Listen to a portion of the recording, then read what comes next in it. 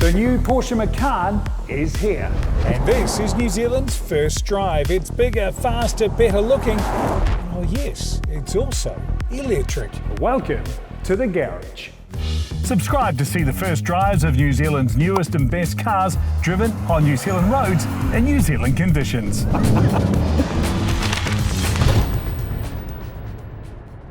The Macan, it's Porsche's darling, and no wonder. Well, it's an SUV, it's good looking, it's quick. As far as automotive recipes go, well, this is pretty much champagne. And if any company knows that you don't mess with a successful recipe, it's Porsche. Just take the 911. But the Macan is an even bigger seller, so Porsche logic would say that this new Macan Turbo will be exactly what it says on the tin. Well, no. You see, not only is there no turbo, there's also no engine. And it's not an option. Macan has gone electric, completely and forever. But I'm not going to do an EV review. You see, if Porsche are prepared to go all in, then so am I. This car has to stack up as a Porsche. No allowances, no excuses. Game on. Let's start with design, and yes, it looks like an evolution of Macan. But look again, and the bonnet is shorter. After all, not a whole lot to fit in there. The waistline is thicker and the tail is more swoopy. The result is a car with a more aggressive stance. That's compared to the sort of GT profile of the old car.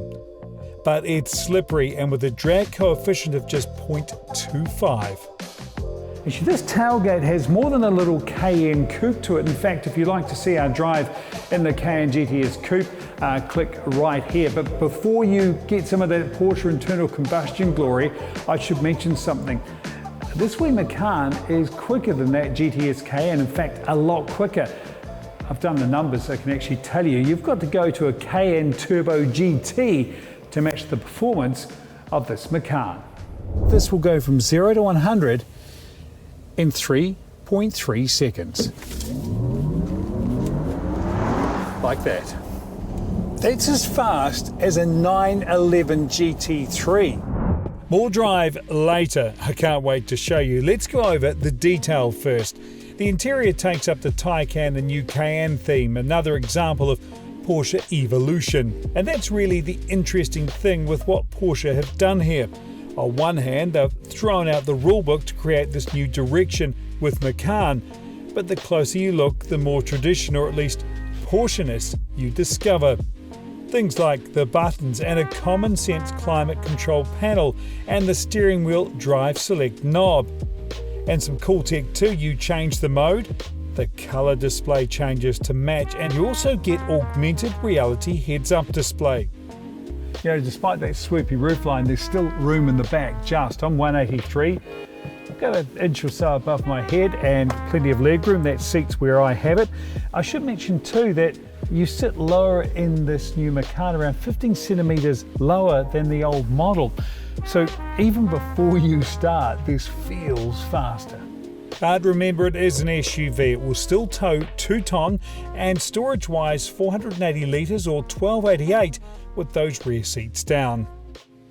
I watched this on YouTube. I didn't get the proper instructions on how to open this, but it opens with gesture control. There it goes, it works. 84 litres in there, by the way. Now I should mention too, if I close this, which brings me to the badge. You'll notice it's monochromatic. That means turbo. Now in Porsche spec, the colours are gone. I tell you what, in the Porsche world, I've heard whispers this is as controversial as the Macan going electric. Before we go, my favourite angle of this new Macan, and that's this nose. It's all business. Look at that front splitter. Forget tree hugger, this is a road eater.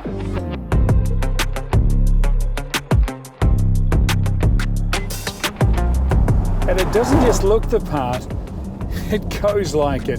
You know, park the engine noise, and this feels, well, just like a Macan, only much, much faster. And it's not just down to the power, 470 kilowatts.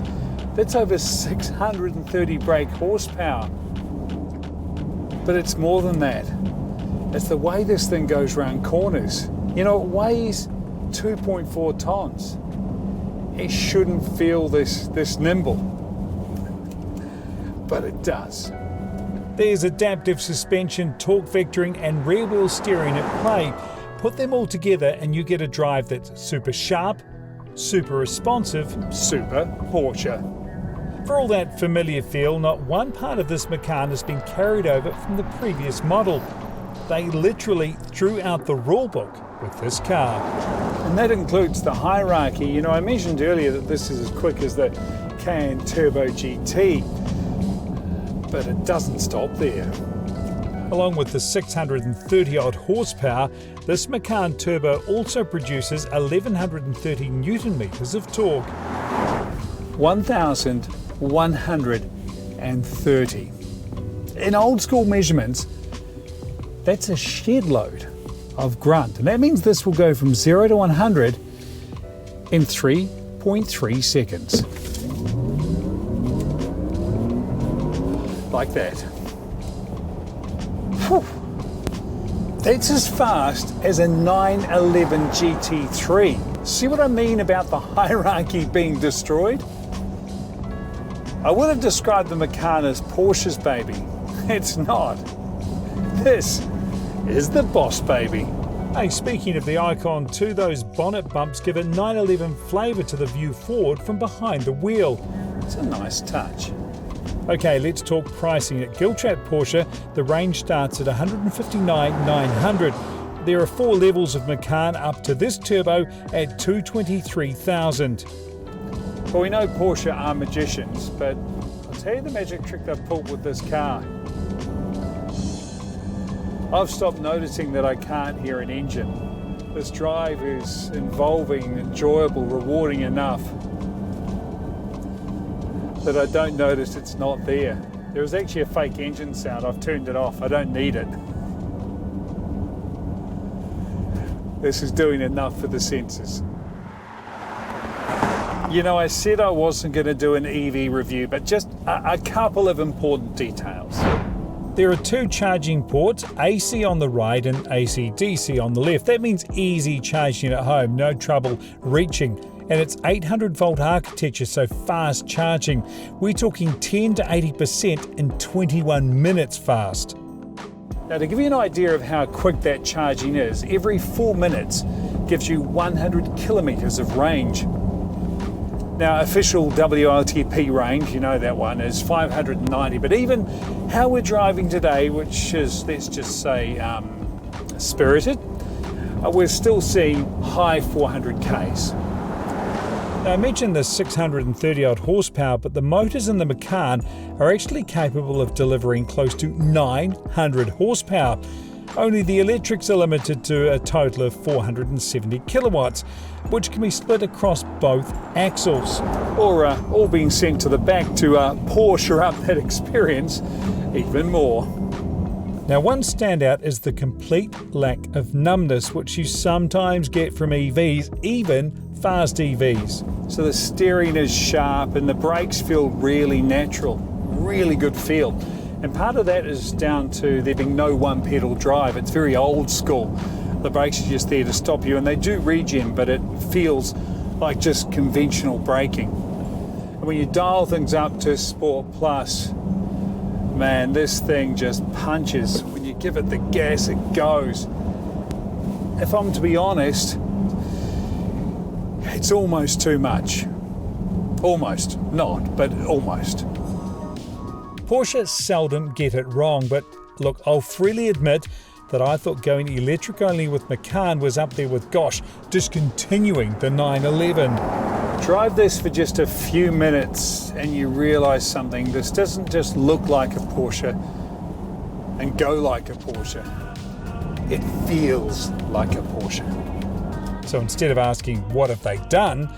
I'm left asking, how have they done it? Because from a driver's point of view, Porsche have just created the best electric SUV ever.